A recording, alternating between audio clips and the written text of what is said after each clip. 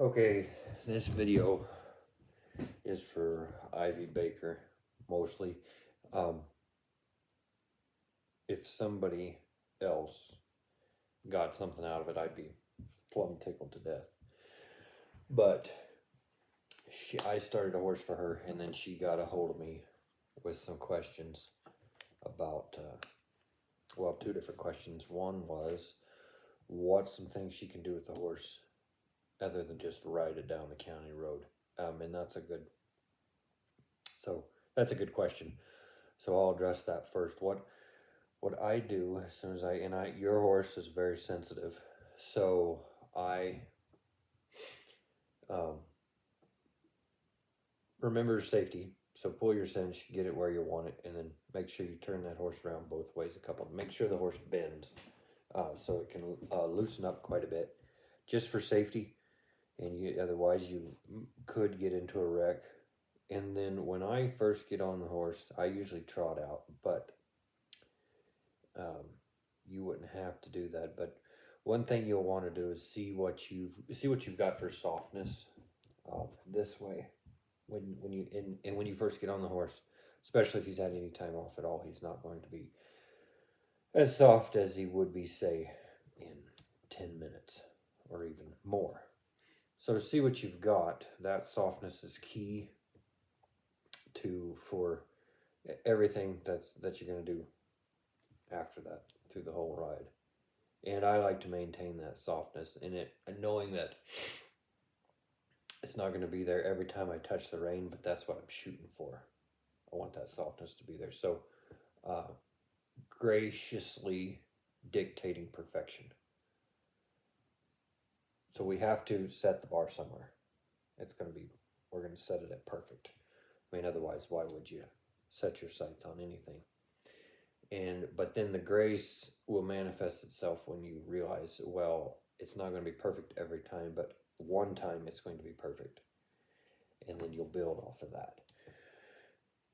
So then I'm just going to check him after he's warmed up. I'm going to check him both ways, or every way, actually. I want him to give me his head, but not twisted up like this. I wish I could show you. I don't have anybody to video for me right now, but that horse needs to be turning this way instead of this way, both ways, and preferably down and around. I get that a lot because getting a horse to give, not collection, that's different, but getting a horse to give in the face is one of the first things that I do. But then, and it's fairly easy, it's fairly simple process, but then getting the horse to maintain that softness while we're changing directions and then backing up is what I'm shooting for.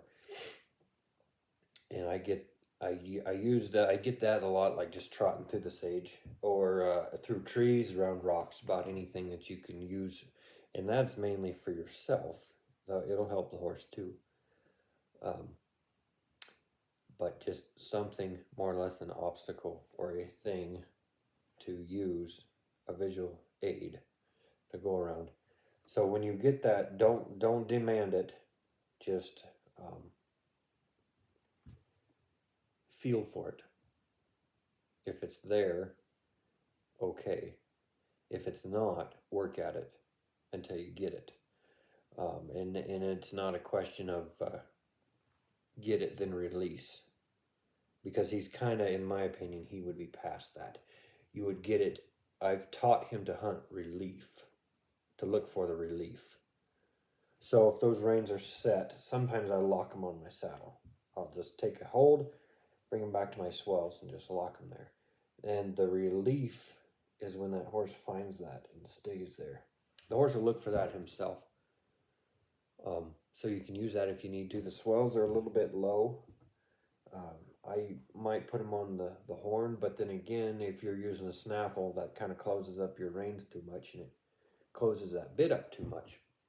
So you could take them on your hip or something like that, so that horse can find that point of relief. Now, you don't keep him there forever, of course. If he's doing good, take a couple strides, let him go.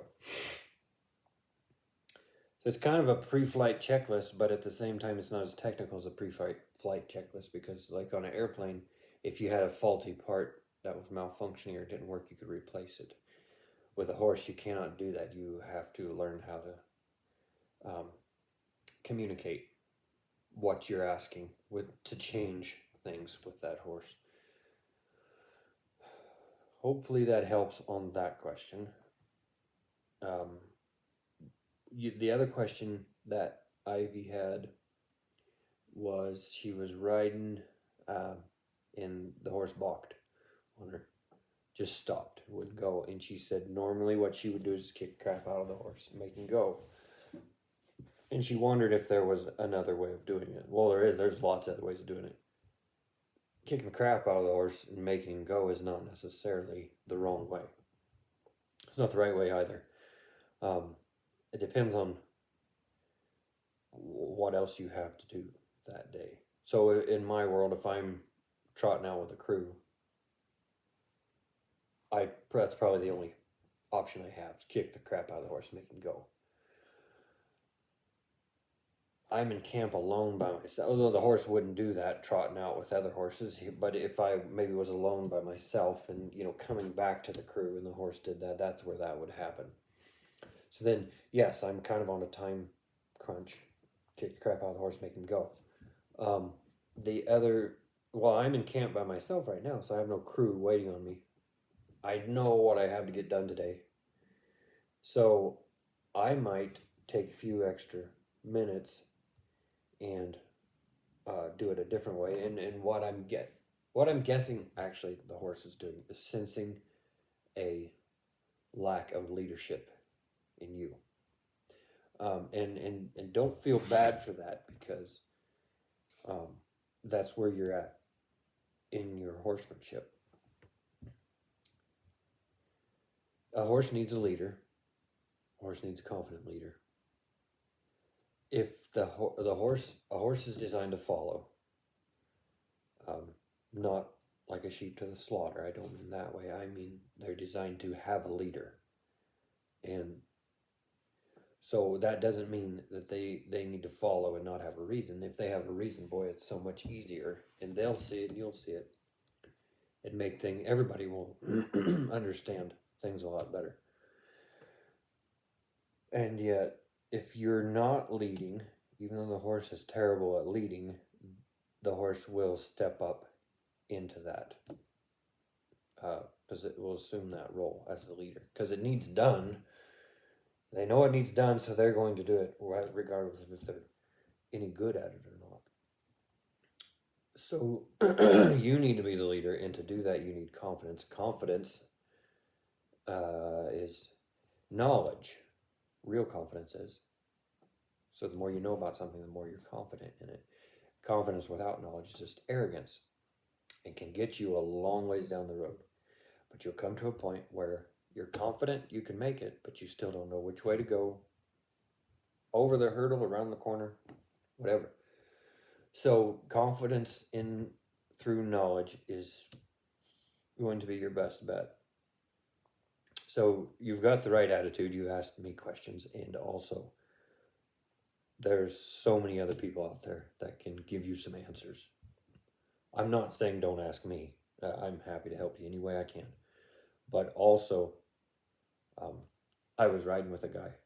I was actually riding in a clinic last spring, and I don't know what he was talking about, probably lead changes or something. We'll just say lead changes. And he says, well, we're going to do it this way.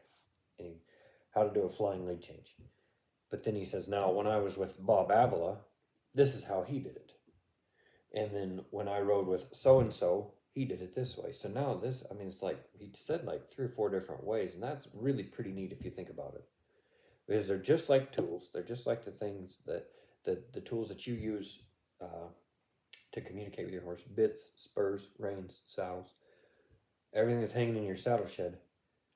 The knowledge that you have is also just like that. So you can hang those things on the wall. Those different ways of doing things. And then when you have that issue, you're going to reach for that. Just like you would another bridle or another set of reins. So learn all you can, get the knowledge, and that knowledge will give you confidence, and then you'll be the leader your horse is wanting you to be. So hopefully, I hope that helped. And if not, we can see what else we can talk about.